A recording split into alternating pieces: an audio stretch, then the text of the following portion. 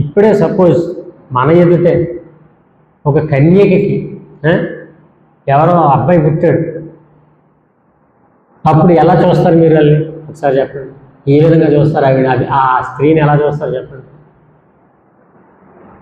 ఎవరిలో కడుపు వచ్చిందండి అని అంటారంటే, అంతే తప్ప ఆ దేవాది దేవుడు వల్ల, పరిశుద్ధాత్మ వల్ల ఈ అమ్మాయికి గర్భం దాల్చింది, ఒక మహానుభావుడు పుట్టాడు అని చూస్తారా?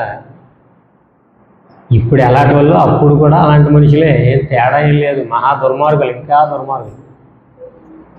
ఇప్పుడైతే కాస్త కోస్త భయపడతారు, ఎందుకంటే ఈ న్యాయ వ్యవస్థలో చట్టాలు ఇవన్నీ ఉన్నాయి కాబట్టి. అప్పుడు అలాంటి వాటిలో కూడా భయపడేవారు కాదు. ఆ మరియమ్మ ఎంత బాధపడి ఉంటుంది, ఆ బిడ్డ పెరిగిన నాళ్ళు ఆ యేసుక్రీస్తుని చూసి, ఈడు ఎలా పుట్టాడో తెలియదు, ముందు పుట్టాడంటే ఎలా పుట్టాడు, వాళ్ళ అమ్మ ఏదో చేసిందో పుట్టాడు. మరి మరియ మనస్సు ఎంత క్షోభకు గురై ఉంటుందో ఎప్పుడైనా ఎవడన్నా ఆలోచించాడా? అనవసరం. ఆవిడ దేవుని తాలూకు తల్లి కాబట్టి ఆవిడికి బాధ ఉండదు, ఈయన దేవుడు కాబట్టి ఈయనకి బాధ ఉండదు. ఏంటరా బాబు,